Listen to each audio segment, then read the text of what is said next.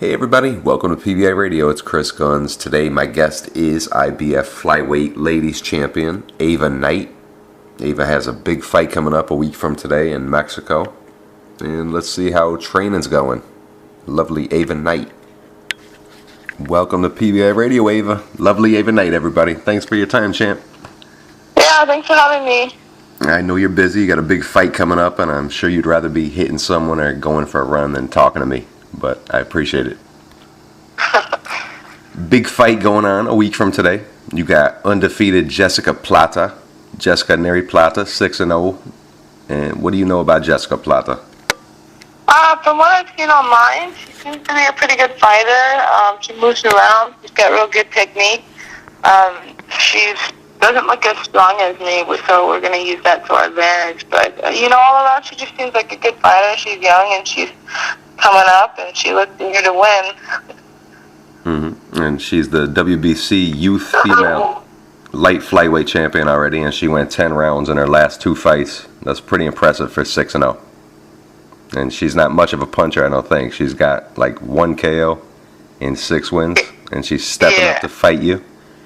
But it's hard to prepare for someone you don't know, though. You don't know anything about her.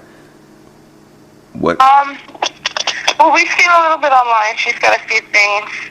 I think a few fights online. So we've been able to see a little snippet of what she's going to bring, and if she changes it up, we'll be ready. I feel my coach, Ben Batista, he always keeps things open for change during a fight because, even when you watch something, you never know if it's going to be the same.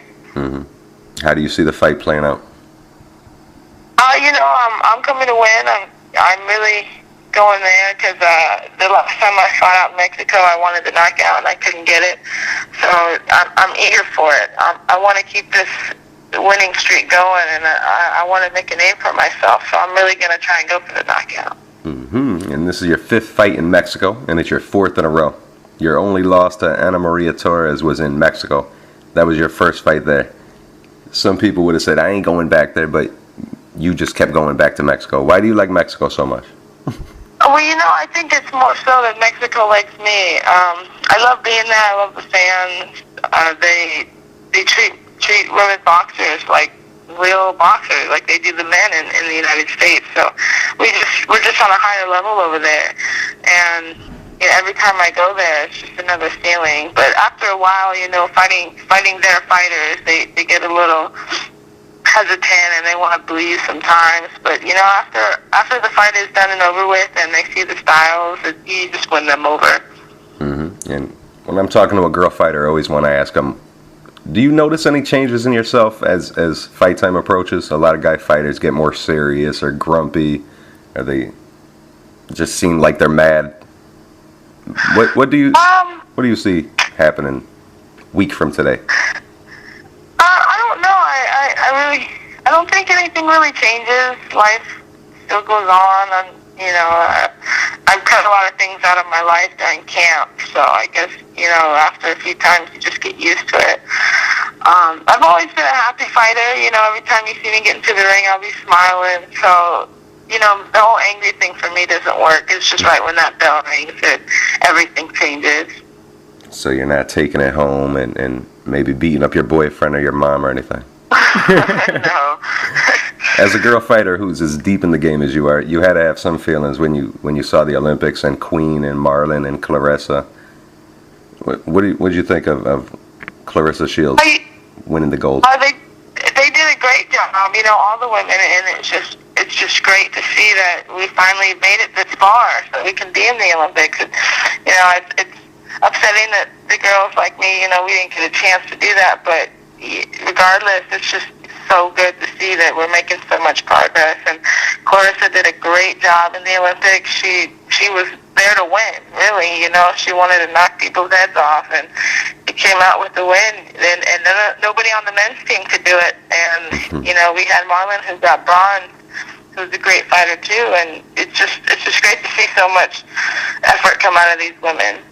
Did you meet them personally?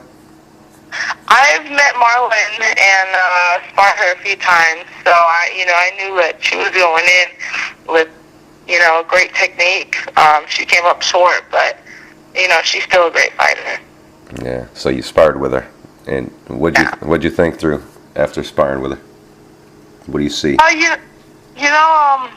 Every time you spar someone, you just want to pick them apart and make sure the next time you get in there with them, you take advantage of everything that happened last time. And she's a great fighter. The amateur style is a little different, a little more speed, less power.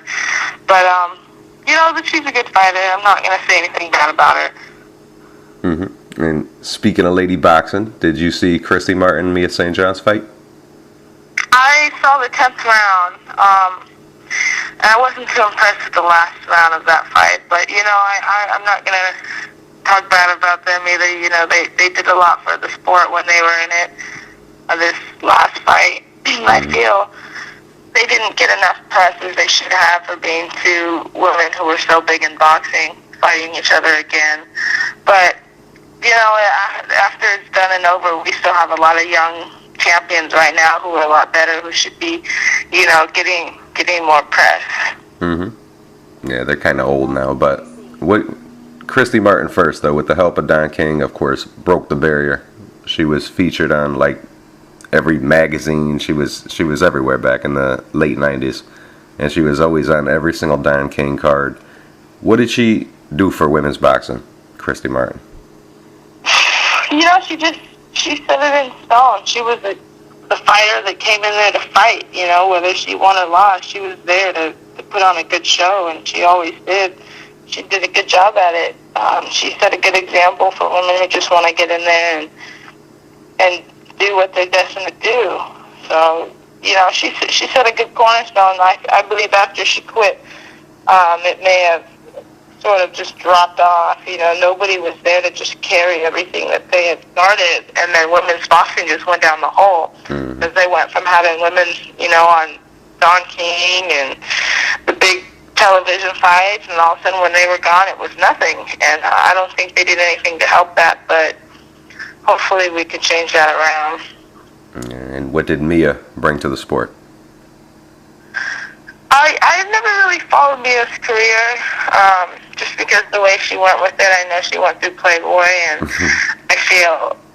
I felt as a young fighter watching her fight, I just didn't think that it was right, and I don't want to feel like to younger boxers today that you have to go to Playboy to make a name for yourself, because I feel that if she didn't have that, she might not have gone as far as she did. Yeah, and you must make yourself available to your fans. How do your fans let you know how they feel about you? Are you tweeting? Are you on Twitter? Yeah, I'm on Twitter. It's at Ava_Knight, and I'm always on there just trying to be positive. I've got my little diet secrets out there and making sure people know about my fights, everything about, what I do in boxing, and, I just try and keep everything personable. No one else is tweeting out third-person tweets, so, it's me. So everyone can follow Ava Knight and learn her training secrets. Ava Knight, you put the fly and flyweight champion. Appreciate this time, and good luck on September 1st in Mexico against Jessica Plata. Yeah, thank you. Thanks for your time. Thanks, Ava. And there you have it. Ladies champion Ava Knight. Don't miss her defend her title against Jessica Plata a week from today in Mexico. Thank you for your time, Ava, and follow her on Twitter. And follow me on Twitter, too, at Chris2Guns. Thank you.